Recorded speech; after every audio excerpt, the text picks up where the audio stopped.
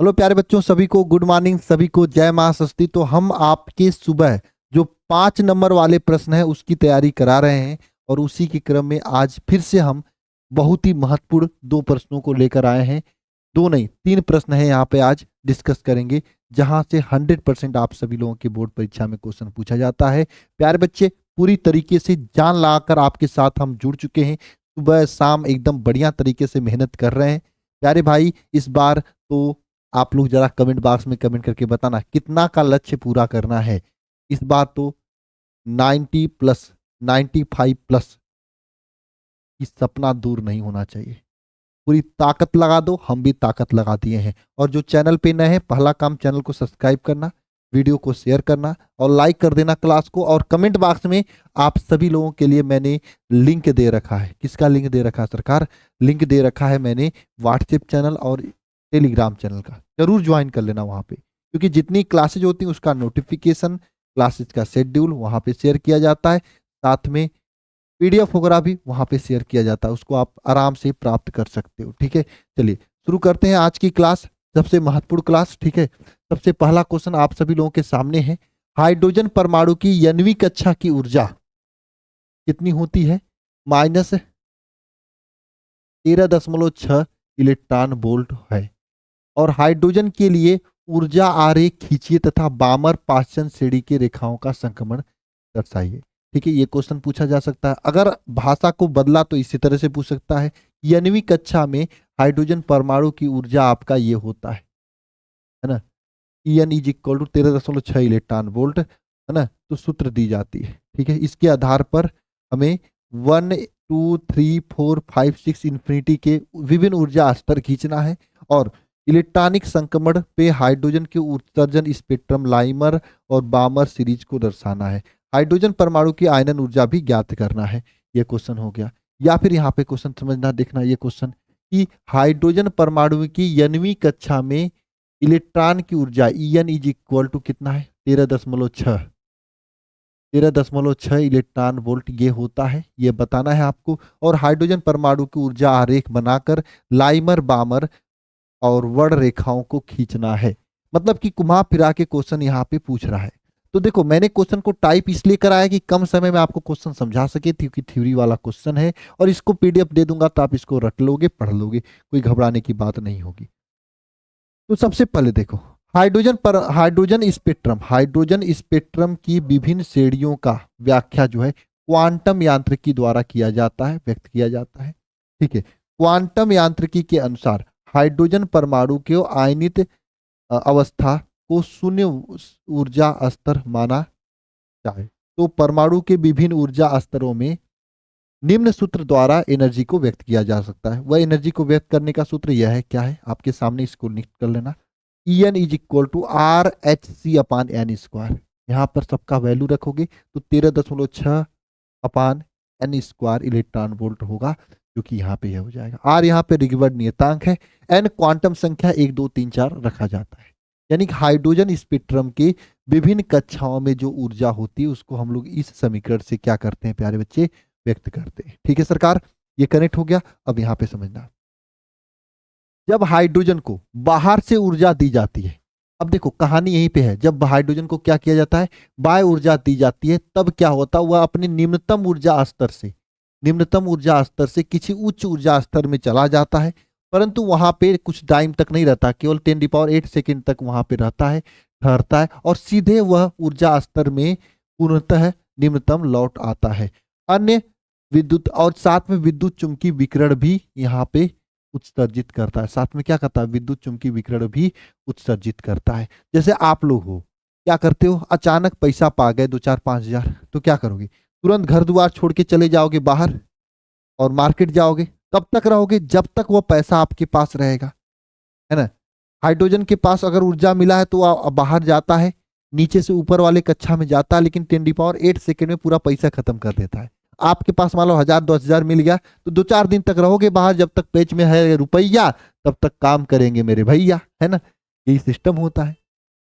तो पैसा जब तक आपके जेब में है तब तक आप घूमोगे, टहलोगे, मजा लोगे। जैसे ही पैसा खत्म होगा वैसे फिर से घर चले आओगे। सेम काम यहाँ पे भी होता है। जब किसी परमाणु को ऊर्जा दिया जाता है तो वह उच्च ऊर्जा स्तर में चला जाता है, और वहां पे कितना टाइम तक रहता है, 10⁸ सेकेंड तक रहता है। फिर वहां से वापस निम्नतम कक्षा में चला आता है। जो ऊपर से नीचे आता है तो विद्युत चुम्बकीय विकिरण का उत्सर्जन करता है। इसका विसर्जन करता है, विद्युत चुम्बकीय विकिरण का उत्सर्जन करता है। अब वह विद्युत चुम्बकीय विकिरण यहाँ पर आपके सामने दिया गया है, जो कि फिगर में आपको दिखा रहा हूं। देखो, सबसे पहले लाइमन श्रेणी की बात करते हैं। अगर किसी भी कक्षा से पहले कक्षा में चला आता है, देखो किसी भी कक्षा से पहले कक्षा में चला आता है तो यह लाइमन सीरीज कहा जाता है। यानी इसे छठवें अनंत से पहले में आ जाए, या फिर 7वें से पहले में आ जाए, या फिर आप देख सकते हो यहाँ पे इस तरीके से, है ना, 6वें से पहले में आ जाए, या फिर है ना 5वें से पहले में आ जाए, या चौथे से पहले में आ जाए, किसी भी कक्षा से पहले में आ जाए, तीसरे से पहले में आ जाए, या दूसरे से पहले में आ जाए, है ना। ठीक है, अगर पहले कक्षा में आ रहा है तो वह लाइमन सीरीज कहा जाएगा।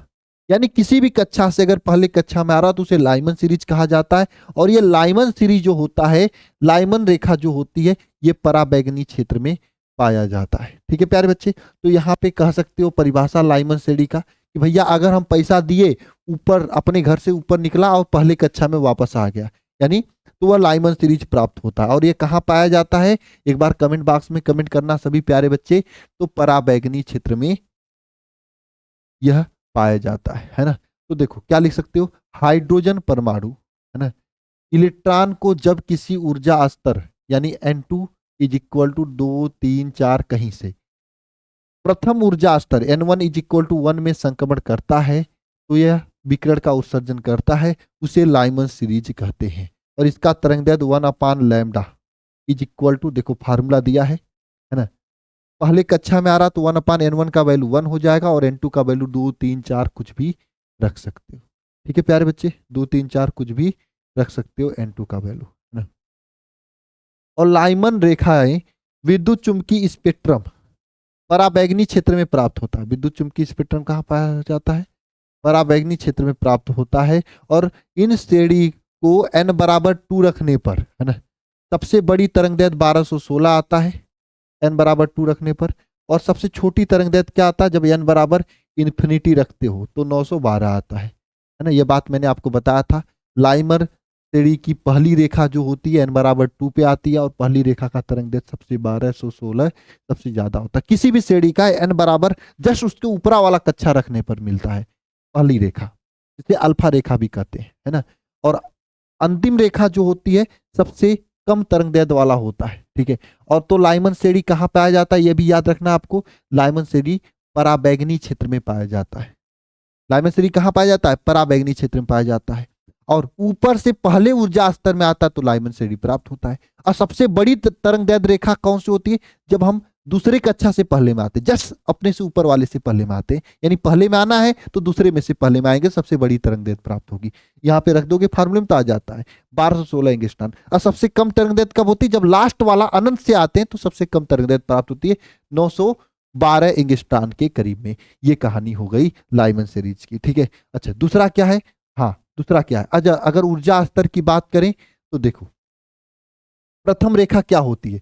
प्रथम रेखा क्या होता है प्यारे बच्चे, अगर हम जस्ट ये वाला यानी जस्ट दूसरे से पहले में आ रहे हैं, ये पहली रेखा होगी। पहली रेखा में तो दूसरे वाले में ऊर्जा जो होता है -3.4 होता है, पहले वाले की ऊर्जा 13.6 है। तो दोनों के बीच ऊर्जा गैप कितना हो जाएगा, यहाँ पर दिया है आपका लाइमन श्रेणी का ऊर्जा गैप 10.2 इलेक्ट्रॉन वोल्ट हो जाएगा। ठीक है सरकार, चलो नेक्स्ट है बामर सीरीज। बामर सीरीज क्या होती है भैया, इसमें हाइड्रोजन परमाणु किसी उच्च ऊर्जा स्तर n = जो है 3, 4, 5 से द्वितीय कक्षा N2 = 2 में आता है।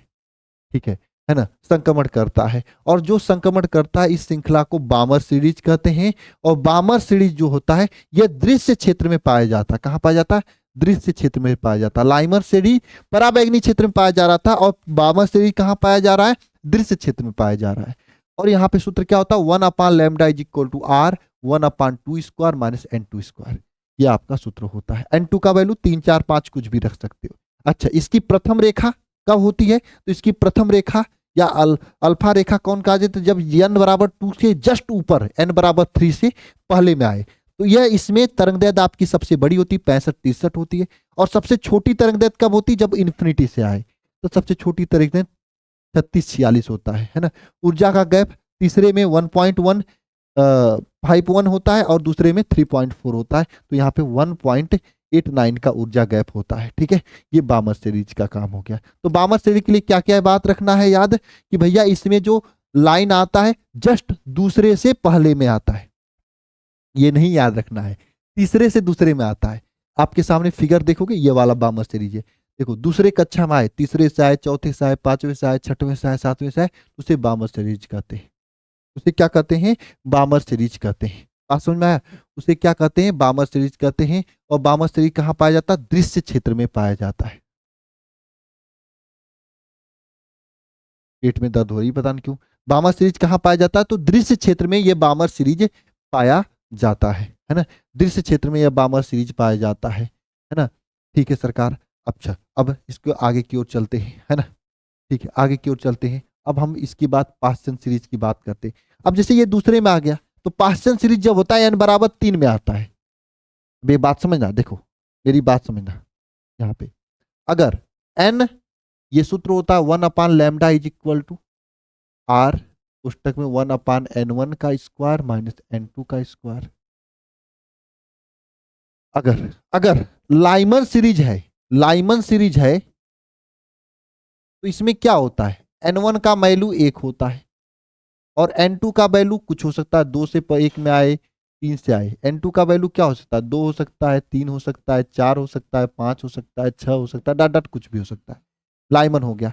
बामर अगर देखा जाए तो बामर सीरीज में क्या होता है, n2 का वैल्यू क्या होता है, सॉरी n1 का वैल्यू दूसरे कक्षा में आएगा, है ना। और n2 का वैल्यू कुछ भी हो सकता है, तीसरे से आएगा। दूसरे में तो आ रहा है तो तीसरे से आएगा, 3 से आ सकता है, 4 से आ सकता है, 5 से आ सकता है, 6 से आ सकता है। इसके बाद लाइमर बामर के बाद आपका पाश्चन सीरीज आता है। पाश्चन सीरीज में क्या होता है, पाश्चन श्रेणी में क्या होता है, n1 का वैल्यू यहाँ पे क्या होता है 3, और n2 का वैल्यू कहाँ से आएगा भैया, तो ये 4 से आ सकता है, 5 से आ सकता है, 6 से आ सकता है, 7 से आ सकता है, कहीं से आ सकता है, ये कहीं से भी आ सकता है। n2 का वैल्यू ये हो जाएगा। और पाश्चन के बाद यहाँ पे क्या है ना, ब्रैकेट, है ना, ब्रैकेट रेखा है। तो ब्रैकेट वाले में क्या आता है, ब्रैकेट, ब्रैकेट में कहां से आता है, n1 का वैल्यू 4 हो जाएगा और n2 का वैल्यू यहां से कहां से आएगा, 5 से आएगा, 6 से आएगा, 7 से आएगा, कहीं से आ सकता है। और फुंड लास्ट रेखा है, फुंड वाले में क्या होगा, n1 का वैल्यू 5 हो जाएगा और n2 का वैल्यू 6 से आएगा, 7 से आएगा, 8 से आएगा, मतलब इससे एक वाले से अधिक से आएगा। ये होता है सिस्टम, ये होता है सिस्टम, है ना, ये होता है पूरा का पूरा सिस्टम, है ना, ये होता है पूरा का पूरा सिस्टम, है ना। समझ में आई बात आप सभी लोगों को, नहीं समझ में आए तो अगर आपको, अच्छा अगर यहाँ पे आपको सबसे लंबी तरंगदैर्घ्य चाहिए, तो सबसे लंबी तरंगदैर्घ्य कैसे निकलेगा, सबसे लंबी तरंगदैर्घ्य, सबसे, बताना एक बार, सबसे, सबसे लंबी, लंबी तरंगदैर्घ्य निकालना है तो कैसे निकालोगे। अब जैसे n1 में है तो लंबी तरंगदैर्घ्य के लिए n2 का मान n1 से एक अधिक 2 रख दो। इसके लिए n2 का मान कितना रख दोगे, 3 रख दोगे। इसके लिए कितना रख दोगे, n2 का मान 4 रख दोगे, है ना। और इसके लिए n3 का मान कितना, n2 का मान कितना रख दोगे, 5 रख दोगे। इसके लिए n2 का मान कितना रख दोगे, 6 लिख दोगे। यानी सबसे लंबी तरंगदैर्घ्य निकालना है तो जस्ट +1 वाला सबसे लंबी तरंगदैर्घ्य हो जाएगा। और छोटी तरंगदैर्घ्य निकालना है तो क्या होगा, सबसे छोटी तरंगदैर्घ्य निकालना हो तो क्या होगा, बताओ। यहाँ पे n1, n1 का वैल्यू क्या होता है, 1 होता है ना। n2 का वैल्यू, अच्छा n2 का वैल्यू तब क्या रखोगे, इन्फिनिटी रखोगे, है ना। सब में इन्फिनिटी रख देना, सबसे छोटी तरंगदैर्घ्य आ जाएगा। ठीक है, इस फार्मूले में, इस फार्मूले में निकल के आ जाएगा। ठीक है प्यारे बच्चे, एक बार कमेंट बॉक्स में कमेंट करके बताना।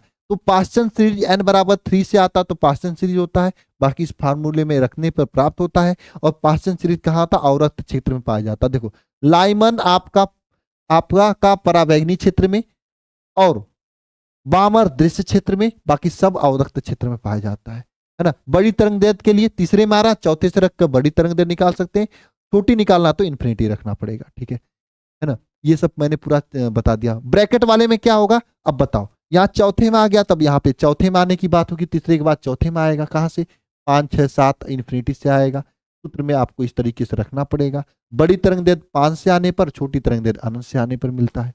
ठीक है, ये बात हो जाएगी। और ये भी आपका कहाँ मिलता है, औरत क्षेत्र में दिखाई देता है। एकदम आसान चीज है, आप लिख सकते हो एक बार पढ़ने के बाद। ठीक है, फुंड रेखा की बात करोगे तो फुंड रेखा कहां से होता है ना? तो फुंड रेखा सिंपल सी बात है, N2 बराबर 6 7 8 से निकलेगा और 5 में जाएगा तो फुंड रेखा प्राप्त होगा। और इसका समीकरण ये हो जाएगा, और ये आपके औरत क्षेत्र में ये फुंड रेखा भी पाया जाता है। ये पूरी कहानी हो जाएगी। ठीक है ना, ये पूरी कहानी हो जाएगी, कोई दिक्कत आप लोगों को नहीं होगा। ठीक है ना। बाकी लंबी तरंगदैर्घ्य निकालना है तो ये रख देंगे, लंबी तरंगदैर्घ्य हो जाएगी। छोटी तरंगदैर्घ्य निकालना है तो ये रख देंगे, छोटी तरंगदैर्घ्य हो जाएगा। सिंपल सी कहानी है, सिंपल सी बात है ना। ठीक है, एक बार कमेंट बॉक्स में कमेंट करके बताओ।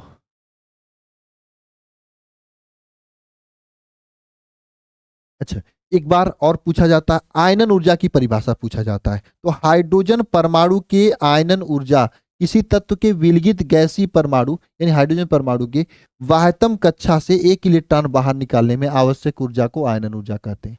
वाह्यतम कक्षा से 1 इलेक्ट्रॉन को बाहर निकालने में आवश्यक ऊर्जा को क्या कहते हैं, आयनन ऊर्जा कहते हैं। जैसे हाइड्रोजन परमाणु के लिए ऊर्जा का सूत्र क्या होता है, En is equal to 13.6 minus 13.6 upon n square होता है। तो एन बराबर 1 रखेंगे, एन बराबर 1 रखेंगे तो आपका ये सूत्र हो जाएगा माइनस 13.6 इलेक्ट्रॉन वोल्ट। एन बराबर इंफिनिटी रखेंगे तो ई बराबर 0 हो जाएगा। आयनन ऊर्जा 13.6 हो जाता है। तो वाह्यतम कक्षा से 1 इलेक्ट्रॉन बाहर निकालने के लिए विलगित गैसीय परमाणु से जो ऊर्जा की आवश्यकता होती है उसे आयनन ऊर्जा कहते हैं। तो आयनन ऊर्जा की भी परिभाषा पूछा जाता है। उम्मीद है ये क्वेश्चन तैयार हुआ होगा आप लोगों का। लॉन्ग क्वेश्चन है, समय लगता है, जैसे लिखा गया इसी को लिख लेना, अच्छे तरीके से आपको याद हो जाएगा। ठीक है, अब इसके बाद देखो नेक्स्ट क्वेश्चन आप लोगों का ये है कि आइंस्टीन का प्रकाश विद्युत समीकरण की स्थापना करना है और इनके नियमों को बताना है। प्रकाश विद्युत समीकरण किसे कहते हैं इसके बारे में बताना। मैं कह रहा हूं ना, जितनी क्लासेज मैं ले रहा हूं सुबह में, अंतिम 15 दिन साल के, भले ही आप लोग नहीं देख रहे हो लेकिन बड़ा पछताओगे जब पेपर होगा। सब क्वेश्चन का स्क्रीनशॉट ले लेके मैं दिखाऊंगा उस समय कि देखो ये क्वेश्चन रहा, वो क्वेश्चन रहा, वो क्वेश्चन रहा, तब मुझे बताना। तब आप कहोगे काश ले लिया होता उस समय, है ना। तब अंदर से आपका दिल झकझोरेगा, आप रोओगे। इसलिए मेरा अभी से आप लोगों को सजेशन है कि क्लास को छोड़ो मत, है ना। ठीक है, तो देखो और यहाँ पे देखो नेक्स्ट क्वेश्चन क्या है कि प्रकाश वैद्युत प्रभाव की परिघटना के आधार पर किसी प्रकृति की पुष्टि करता है। प्रकाश की घटना किस प्रकृति को पुष्ट करता है यह आपको बताना है। और साथ में प्रकाश विद्युत ऊर्जा आइंस्टीन के समीकरण को भी लिखना, इसके आधार पर प्रकाश के नियमों का व्याख्या करना है। यहाँ से काफी सारे क्वेश्चन सिलेक्ट हो जाते हैं। प्रकाश के नियमों की व्याख्या ये लघुत्तरी के अंदर सिलेक्ट हो जाएगा। किस गुण को पुष्ट करता है ये आपका जो है बहुविकल्पी के अंदर पुष्ट हो जाएगा, है ना। बाकी लॉन्ग क्वेश्चन तो तैयार हो ही रहा है। ठीक है, इसमें क्या होता है देखो यहाँ पे सब टाइप है। प्रकाश वैद्युत प्रभाव, प्रकाश वैद्युत प्रभाव में जो प्रकाश की कण प्रकृति की पुष्टि होती है, क्योंकि प्रकाश आपतित होता पृष्ठ पर, वहां से इलेक्ट्रॉन बाहर निकलता तो कण प्रकृति को पुष्टि होती है। और आइंस्टीन ने प्रकाश वैद्युत प्रभाव की व्याख्या क्वांटम प्रकृति के आधार पर दिया था। और आइंस्टीन के अनुसार क्या होता है, जब फोटान किसी धातु की सतह पर आपतित होती है तो एक फोटान एक इलेक्ट्रॉन से ही अनुक्रिया करता है और उसमें मुक्त इलेक्ट्रॉन फोटान की संपूर्ण ऊर्जा को पूर्ण रूप से अवशोषित कर लेता है। और इलेक्ट्रॉन द्वारा प्राप्त ऊर्जा ई बराबर कितना होता है, mc स्क्वायर होता है। ये 2 भागों में प्रयुक्त होता है। यानी इसके कहने का मतलब है, ध्यान से समझना मेरे प्यारे बच्चे, जब कोई यह आपका एक धातु का सतह है, ये किसका सतह है प्यारे भाई, किसका है, धातु का सतह है, धातु का सतह। इस धातु के सतह पे जब कोई फोटान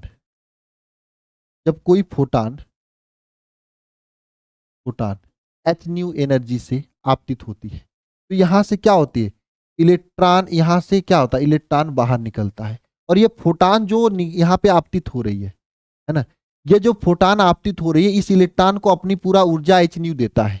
तो ये ऊर्जा जो है 2 भागों में बढ़ता है। पहली तो इस धातु का जो कार्य फलन होता है, आप लोग कार्यफलन के बारे में जानते होंगे।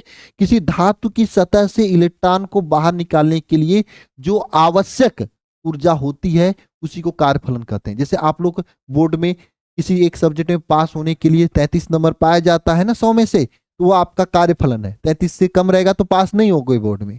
उसी तरीके से यहाँ पे भी धातु की सतह पर इस इलेक्ट्रॉन को बाहर निकालने के लिए जो आवश्यक न्यूनतम ऊर्जा होगी वही उसकी कार्यफलन कहलाती है। और कार्यफलन जो होता है, जो यहाँ पे ऊर्जा एच न्यू दिया जाता है, इसके द्वारा आइंस्टीन के द्वारा दो भागों में व्यक्त होता है। पहला तो इसका कार्यफलन W को कंप्लीट करने में, और जो बचा खुचा ऊर्जा होता है वही आपका इसकी गतिज ऊर्जा mv² को निकालने में व्यक्त होता है। यही आपका आइंस्टीन का समीकरण है, यानी यही आइंस्टीन की बात है। पहली बात यह है कि जब कोई फोटान किसी धातु के सतह पर आपतित की जाती है तो फोटान अपनी पूरा ऊर्जा यहां से इलेक्ट्रॉन को बाहर निकालने में लगा देता है, और यह ऊर्जा दो भागों में व्यक्त होती है। पहला क्या, कार्यफलन।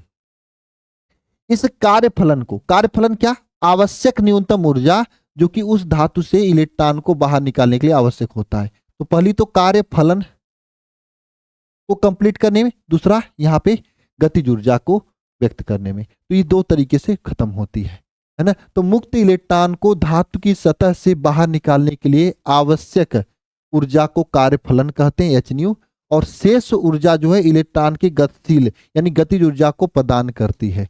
अतः उत्सर्जित इलेक्ट्रॉनों की अधिकतम गतिज ऊर्जा अगर v वेग v मैक्सिमम है, तो अगर द्रव्यमान यम है, तो उत्सर्जित इलेक्ट्रॉनों की अधिकतम गतिज ऊर्जा क्या होगी, यहाँ पर देखो है ना, ये हो जाएगी ये मैक्सिमम है ना। तो यानी जो ऊर्जा होती है दो भागों में व्यक्त हो रही है, पहला कार्यफलन में, दूसरा अधिकतम गतिज ऊर्जा में, यानी h nu is equal to omega plus K maximum में। और आपको पता है ओमेगा इज इक्वल टू यही होता है एच न्यू नॉट होता है। ये न्यू नॉट क्या है, देहली आवृत्ति है। देहली आवृत्ति क्या होती है, वह न्यूनतम आवृत्ति जो कि धातु की सतह से इलेक्ट्रॉन को बाहर निकालने के लिए आवश्यक होती है, उसे देहली आवृत्ति कहते हैं। तो यहाँ पर H new plus half mv² हो जाएगा, h nu naught plus half mv² हो जाएगा। यहाँ से 1/2 mv² is equal to h nu naught को इधर कर दे तो h nu naught minus h nu हो जाएगा है ना, माइनस एच न्यू हो जाएगा है ना, ये हो जाएगा। ठीक है, ये हो जाएगा। यहाँ पे आगे जाएंगे तो h new minus new not हो जाएगा। ठीक है, आइंस्टीन का ये समीकरण जो कि प्रूव करना था, जो कि आपके सामने हो गया। यानी जो ऊर्जा दी जाती है दो भागों में व्यक्त होती है, एक तो वहां से इलेक्ट्रॉन को बाहर निकालने में, और दूसरी उसकी गतिज ऊर्जा को व्यक्त करने में। ठीक है, और इस समीकरण को हम लोग न्यू नॉट जो है यह मैक्सिमम गतिज ऊर्जा होती है। जब आपतित इलेक्ट्रॉन की देहली आवृत्ति के बराबर हो जाती है तो यहाँ पे गतिज ऊर्जा क्या हो जाती है, शून्य हो जाती है। गतिज ऊर्जा का वेग शून्य हो जाता है। ये सब बात यहाँ पे रखा हुआ है ना। क्या देखो, जब आपतित फोटान की जो है आवृत्ति, जब आपतित फोटान की आवृत्ति है ना देहली ऊर्जा न्यू नॉट के बराबर होती है, तो इलेक्ट्रॉन धातु की सतह से उत्सर्जित हो जाते हैं, परंतु उसकी गतिज ऊर्जा शून्य होती है। वेग क्या होता है, शून्य होता है। यानी न्यू नॉट की गतिज ऊर्जा जो है शून्य होता है, यानी देहली आवृत्ति आपतित देहली आवृत्ति कहते हैं। और ठीक है, ये बात याद रखना। अगर मान लो न्यू नॉट है, ये भी न्यू नॉट के बराबर हो जाएगी, तो गतिज ऊर्जा जीरो नहीं हो जाएगी, तब यहाँ पे गतिज ऊर्जा क्या हो जाएगी, ये मैक्सिमम गतिज ऊर्जा शून्य हो जाएगी। वही बात कर रहा है कि जब अगर किसी सतह से निकलने वाली जो आवृत्ति है वह देहली आवृत्ति के बराबर हो जाती है, तो इलेक्ट्रॉन बाहर नहीं निकलता है। इलेक्ट्रॉन बाहर नहीं निकलता, सॉरी बाहर तो निकल जाता, लेकिन उसकी गतिज ऊर्जा शून्य होती है। यही बात कर रहा है। जब आपतित प्रकाश की जो आवृत्ति है देहली आवृत्ति के बराबर हो जाती है, तो उसकी गतिज ऊर्जा क्या, गतिज वेग शून्य हो जाता है। क्या हो जाता है, शून्य हो जाता है। ये बात समझ में आ गई। गतिज ऊर्जा क्या हो जाता है प्यारे बच्चे, तो जीरो हो जाता है, शून्य हो जाता है। ये बात मुझे उम्मीद है कि आप लोगों को समझ में आ गई होगी, है ना। चलो आगे चलते हैं, है ना, आगे चलते हैं। अब देखो यहाँ पे कुछ नियम है, उस नियमों को पढ़ते हैं। देखो, जैसे जैसे आवृत्ति न्यू का मान बढ़ता है, वैसे वैसे गतिज ऊर्जा हाफ mv² का मान में भी वृद्धि होगी, और गतिज ऊर्जा है ना का मान में वृद्धि होगी, और यहाँ पे क्या हो जाएगा, अधिक गतिज ऊर्जा इलेक्ट्रॉन प्राप्त होगा, है ना। यह बात समझ में आया। जैसे जैसे न्यू नॉट का मान बढ़ाया जाता है वैसे वैसे गतिज ऊर्जा का मान में वृद्धि होती है, जिससे अगर इलेक्ट्रॉन की गतिज ऊर्जा वृद्धि होती है। अतः यह कह सकते हैं कि उत्सर्जित फोटो इलेक्ट्रॉन की गतिज ऊर्जा आपतित फोटॉन की आवृत्ति पर निर्भर करती है। उत्सर्जित फोटो इलेक्ट्रॉन की गतिज ऊर्जा जो होती है आपतित फोटॉन के आवृत्ति पर निर्भर करती है ना, तीव्रता पे नहीं। ये पॉइंट पहली बात है। ये आपके प्रकाश वैद्युत प्रभाव का पहला नियम है, क्योंकि देखो ये गतिज ऊर्जा किस पे डिपेंड कर रही है, आवृत्ति पे डिपेंड कर रही है। अगर आवृत्ति बढ़ाएंगे तो यहाँ पे गतिज ऊर्जा भी बढ़ेगी, जैसे जैसे आवृत्ति बढ़ाएंगे वैसे वैसे गतिज ऊर्जा बढ़ेगी। और जब गतिज ऊर्जा बढ़ेगी है ना, तो हम ये कह सकते हैं कि जो आपतित फोटॉन की जो ऊर्जा होती है वह किस पे निर्भर करती है, आपतित फोटॉन के आवृत्ति पर निर्भर करती है। यानी गतिज ऊर्जा जो होती है आपतित फोटॉन के आवृत्ति पर निर्भर करती है, तीव्रता पे निर्भर नहीं करती है। यह पहला पॉइंट याद रखना कि गतिज ऊर्जा किस पे निर्भर करती है, आपतित फोटॉन की आवृत्ति पर निर्भर करती है, तीव्रता पे निर्भर नहीं करती है। पॉइंट याद रख लेना सभी लोग। गतिज ऊर्जा किस पर निर्भर करती है, आपतित फोटॉन की आवृत्ति पर निर्भर करती है, तीव्रता पर निर्भर नहीं करती है। ठीक है ना, पहली बात होगी। दूसरी बात, अगर आवृत्ति इसके बराबर हो जाए, किसके बराबर, देहली आवृत्ति के बराबर हो जाए, तो इलेक्ट्रॉन का वेग शून्य हो जाता है ना। अगर आवृत्ति देहली आवृत्ति से कम होता तो इलेक्ट्रॉन की गतिज वेग गतिज ऊर्जा ऋणात्मक हो जाता है, जो कि संभव नहीं। अच्छा, इस स्थिति में फोटो इलेक्ट्रॉन का उत्सर्जन संभव नहीं होगा।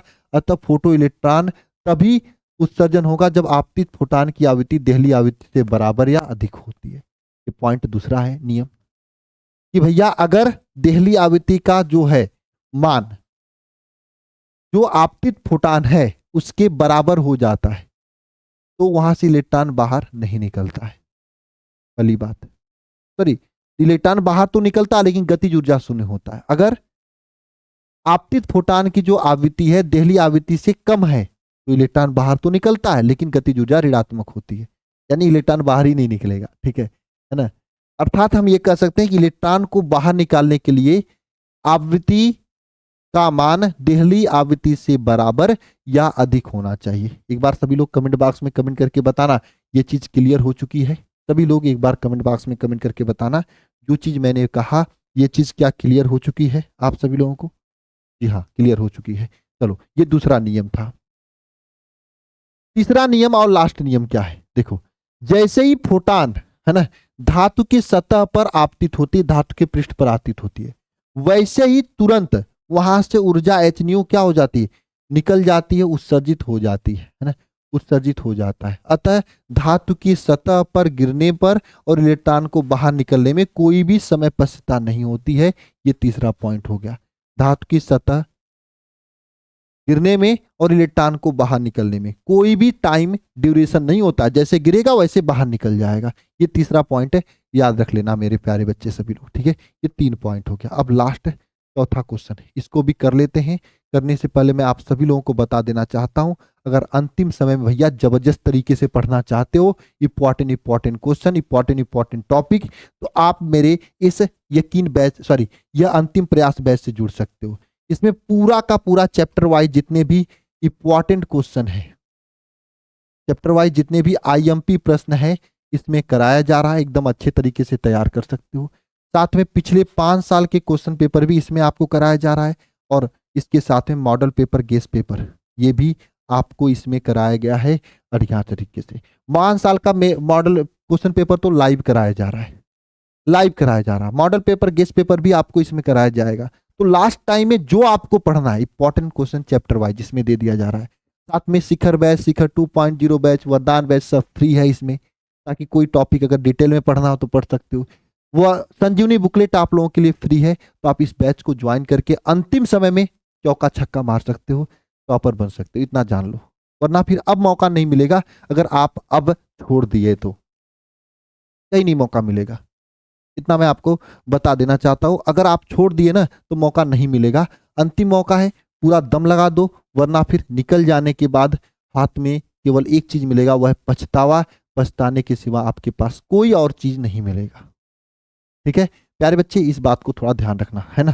चलो जी, और ज्वाइन कैसे करना है, तो आपको alpha institute pro app download करके यहाँ पे कैटेगरी में यूपी बोर्ड सेलेक्ट कर लेना, फिर यहाँ पे बाय नाउ पे क्लिक करके इस तरीके से ज्वाइनिंग कर सकते हो, या फिर सिंपल है आप इस नंबर पे कॉल कर लो, आपको अधिक जानकारी पूरी दे दी जाएगी 930-577-1375 पर, है ना।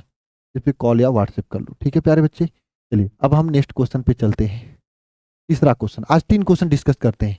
लुईस डे ब्रागली का अवधारणा क्या है और तरंगदैर्घ्य का सूत्र स्थापित करिए। द्रव्य तरंगे क्या होती हैं और सिद्ध कीजिए कि यह विद्युत चुंबकीय तरंगों फोटॉन के द्रव्य तरंगों के बराबर होती हैं। क्या ये आपके सामने क्वेश्चंस हैं। 100% फंसने वाले क्वेश्चंस मैं करा रहा हूं।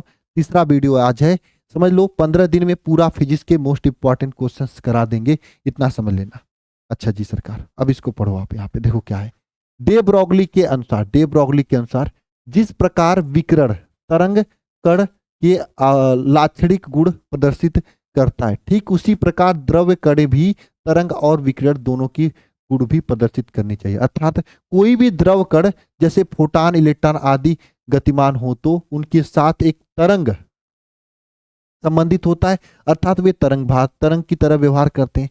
यदि द्रव संबंध इन तरंगों को तरंगे अथवा देवब्रागली तरंग कहते हैं, है ना। तो द्रव्य तरंग किसे कहते हैं, जब कोई इलेक्ट्रॉन, फोटॉन यानी द्रव्य कण जो है ना, द्रव्य कण जो है गतिमान होता है तो इसके साथ में एक तरंग भी अटैच होता है, तरंग भी उसके साथ साथ में चलता है, जिसको द्रव्य तरंग या देवब्रागली तरंग कहते हैं। और इन द्रव्य तरंगों का तरंगदैर्घ्य ज्ञात करने के लिए देवब्रागली ने अपना सबसे पहले समीकरण दिया था। कैसे ज्ञात किया जाता है, सबसे पहले आप लोग जानते हो ई बराबर क्या होता है, mc², और ई बराबर आप लोगों ने ये भी पढ़ा है क्या होता है, एच न्यू होता है। तो ई बराबर mc², ई बराबर एच न्यू, दोनों बराबर हो जाएगा। तो यहाँ से m का वैल्यू क्या हो जाएगा, एच न्यू अपान टी हो जाएगा। अब आपको पता है संवेग p बराबर क्या होता है, m भी होता है, क्योंकि अगर वह प्रकाश के वेग से जा रहा है तो यहाँ पे v यहाँ पे c हो जाएगा, है ना।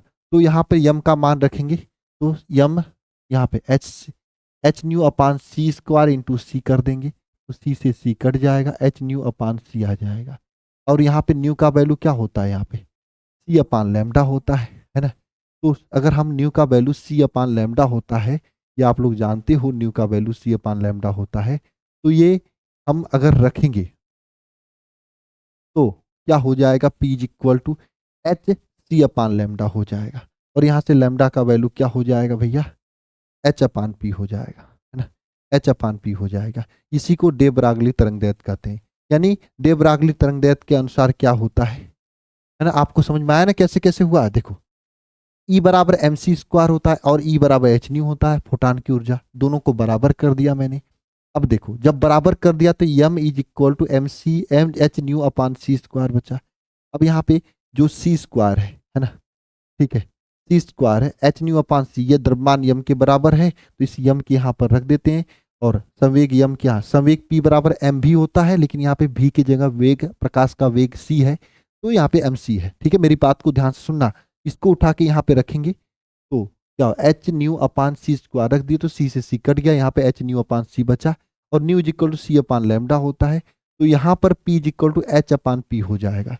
ये तरंगदैर्घ्य lambda is equal to H upon P हो जाएगा। हाँ ठीक है, एच अपान पी हो जाएगा, ठीक है, एच अपान पी हो जाएगा। ठीक है, चलिए अब आगे की ओर चलते हैं। अब आगे की ओर चलते हैं। डे ब्रागली के अनुसार क्या होता है, किसी गतिमान कण से संबद्ध तरंग को उपयुक्त सूत्र से ज्ञात किया जा सकता है। अतः गतिमान कण का तरंगदैर्घ्य H lambda is equal to H upon P होता है, यही डे ब्रागली तरंगदैर्घ्य या सूत्र कहा जाता है। यदि इसका द्रव्यमान यम हो, वेग भी हो, तो इसको p बराबर एम भी होता है, और यहाँ से p बराबर एम भी रखेंगे तो ये भी आपका सूत्र हो जाता है। अच्छा, अगर यहाँ पे इसकी गतिज ऊर्जा k होती है तो गतिज ऊर्जा k इज इक्वल टू, है ना, रखेंगे तो यहाँ पे गतिज ऊर्जा के फॉर्म में इसका सूत्र ये आ जाता है, h upon p is equal to H upon 2m के आ जाता है। ठीक है ना, ये आपका सूत्र आ जाता है। तो ये आपकी यहाँ पर चीजें हो जाती हैं। ठीक है, कोई घबराने की बात है तो बता देना एक बार, कोई भी घबराने की बात है तो एक बार कमेंट बॉक्स में कमेंट कर देना, नहीं होनी चाहिए। ठीक है, कोई भी घबराने की बात नहीं होनी चाहिए। ये कैसे हुआ, तो देखो यहाँ से k इज इक्वल टू दोनों पक्षों का वर्ग कर दिया, है ना, m² b² अपान पी हो गया, तो यम का ऊपर नीचे गुणा कर दिया, है ना। तो यहाँ पे जानते हो P बराबर एम भी, तो यहाँ पी स्क्वायर अपान 2 हो जाएगा। तो यहाँ से P is equal root 2m के हो जाएगा, और यहाँ H अपान P में यहाँ पे K का वैल्यू रख देंगे, P का वैल्यू रख देंगे 2m के। इस तरीके से आपका ये सूत्र हो जाएगा गतिज ऊर्जा से संबंधित। ठीक है, तो ये 3 क्वेश्चन जो आज मैंने कराया है, हालांकि 2 क्वेश्चन लिखा था मैंने, से 3 क्वेश्चन हो गया, ये जबरदस्त है। ठीक है ना, इसको अच्छे तरीके से कनेक्ट कर लेना है। एक क्वेश्चन आपको होमवर्क दूंगा, जो बच्चा यहाँ तक देखा है उस क्वेश्चन का जवाब जरूर देना सभी लोग, है ना, कि भैया देहली देहली आवृत्ति का परिभाषा लिखना है। परिभाषा परिभाषा कमेंट बॉक्स में कमेंट करना है। यह आज का होमवर्क है, HW है, जरूर करिएगा होमवर्क। बाकी मिलते हैं हम लोग नेक्स्ट क्लास में। जो बच्चे चैनल पे नए हैं, चैनल को जरूर सब्सक्राइब कर लीजिएगा। पूरी तरीके से मेहनत कीजिए प्यारे बच्चे, जबरदस्त परसेंट लाने के लिए। ठीक है, देखो हम तो अपने तरफ से पूरा 100% काम कर रहे हैं। जैसा स्ट्रेटजी बताया, जो काम किया उसको हम लोग कनेक्ट कर रहे हैं। बाकी आप लोग कर रहे हो कि नहीं कर रहे हो, आपका दिल जानता है। अगर करोगे तो परसेंटेज जबरदस्त आएगा, कोई रोक नहीं सकता है। बाकी जो बच्चे अभी तक बैच को नहीं ज्वाइन किए, कर लेना। और हाँ, अगर आगे आपको नर्सिंग की तैयारी करना, तो नर्सिंग के लिए यहाँ पर 1in2.0 बैच चल रहा है, इसको ज्वाइन कर सकते हो। अगर आपको CUT की तैयारी करना, तो उसके लिए CUT का बैच, लक्ष्य बैच चल रहा है, इसको आप ज्वाइन करके अपने तैयारी को जबरदस्त लेवल पर ले जा सकते हो। बाकी मिलते हैं नेक्स्ट क्लास में। सभी को जय मां सरस्वती।